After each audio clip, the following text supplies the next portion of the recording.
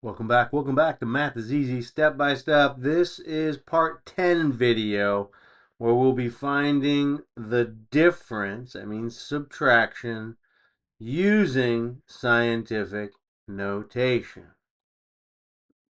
So similarly to adding with scientific notation, you can only subtract like terms.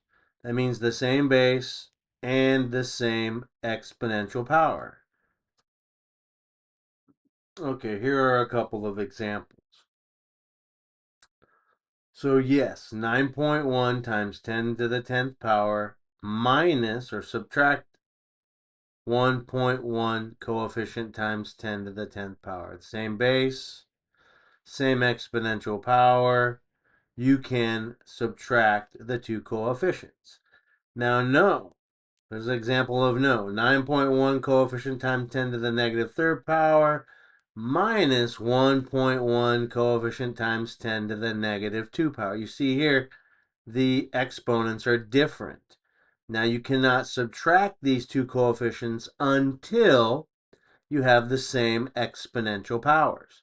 Now, just like with adding, if you've been watching all my videos, this is going to make great sense. If not, we'll go back from part 1 and watch all the videos. Take the time. It's going to make things so much easier for you in the future. You can, if you've been watching my videos, you can manipulate that decimal or the decimal over here with this coefficient in order to create the same exponential powers in order to add or subtract. I go over that in part 4 video, is where I go over the rules of converting scientific notation into standard form. And if you've watched my video on adding, then you already understand how to do this. All right, so let's take a look at some examples here. Example number 1, in finding the difference, you have the same exponents. Now remember, difference means subtraction. So here we have the same exponents of a negative 3 and a negative 3. 7.15 coefficient times 10 to the negative 3 minus 6.0 times 10 to the negative 3. Are they the same base? Yes. 10. Same exponents? Yes.